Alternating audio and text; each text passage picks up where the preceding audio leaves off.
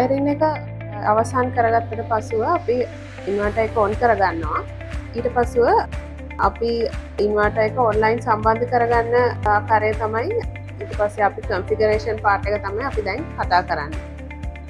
මුලින්ම අපි Play Store මගින් හෝ App Store මගින් Shinephone app එක ඩවුන්ලෝඩ් කරගන්න ඕන.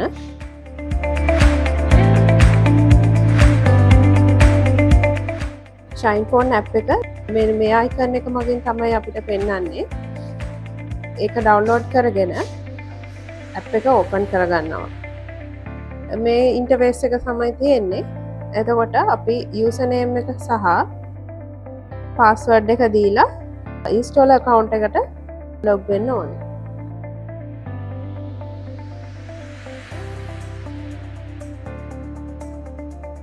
මේ එන්නේ අපේ install account එකේ පළවෙනි home page එක. දැන් අපි plant එකක් add කරගන්න විදිය බලමු.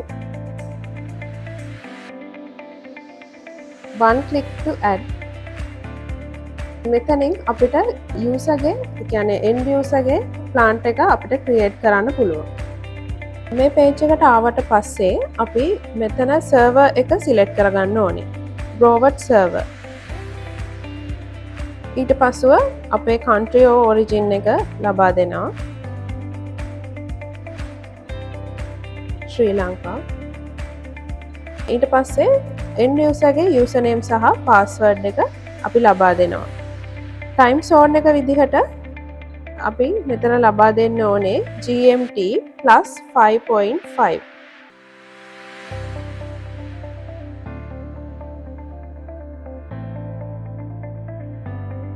end user ගේ phone number එක සහ email එක ලබා දෙනවා. පසුව installer ගේ installer code එක මෙතන ලබා දෙන්න තියෙනවා. අවශ්‍ය සියලු තොරතුරු අපි මෙතෙන්ට ලබා දුන්නට පසුව save දීලා ඉදිරියට යන්න තමයි තියෙන්නේ. එතකොට අපි add plant page එකට එනවා. එතනදී අපි server user එක select කරලා තියෙනවා. plant name එක ලබා දෙන්න. installation date එක ලබා දෙන්නම්. PV capacity එක ලබා දෙන්න. time zone එක සෙල් අපි දීපු එකම තියෙනවා. සියලුම තොරතුරු ලබා දුන්නට පසුව save ලබා දෙන්න තමයි තියෙන්නේ. save ලබා දුන්නට පසුව add device page එකට අපි යනවා. එතනදී add data logger කියන එක දීලා මේක data logger එක WILAN කියන data logger එක තමයි use කරන්න ඕනේ. මේ SPM එකට වගේම WIT inverter එකට WLAN කියන data logger එක තමයි අපි use කරන්න අවශ්‍ය. data logger එකට add කරගමු.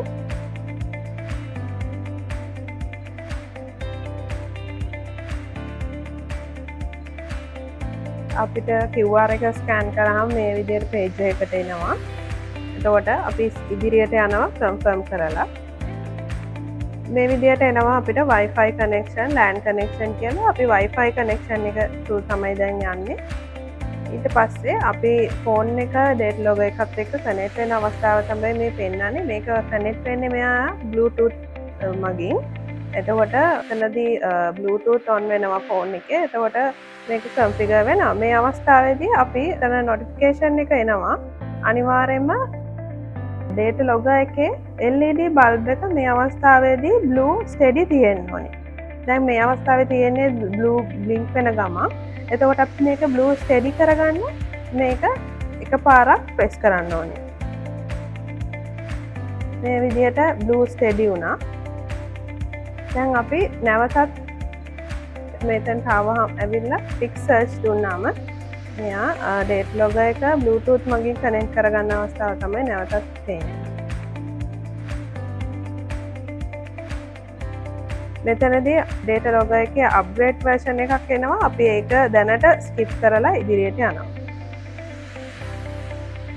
මේ අවස්ථාවේදී එන්නේ අපේ Wi-Fi එක. Wi-Fi එක මේකේ save වෙලා තියෙන නිසා auto මෙතන ඇවිල්ලා තියෙනවා. එතකොට ඔයාලගේ Wi-Fi එකේ search කරලා ඒකේ password එක ලබා දීලා ඉදිරියට යන්න configure immediately එකේ. මේ අවස්ථාවේදී ඇප් එකයි ඩේට් ලෝගර් එකයි රවුටර් එක කනෙක්ට් වෙලා සර්වර් එකට කනෙක්ට් වෙනවා.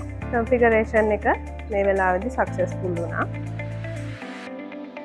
ප්ලාන්ට් එකේ පේජ් එකට ගියාම අපිට බලා ගන්න පුළුවන් අතන සක්සස්ෆුල් වුණ නිසා view plan ගිහිල්ලා අපිට ප්ලාන්ට් එක බලා ගන්න පුළුවන් මේ ආකාරයට ෂයින් ෆෝන් එක මගින්.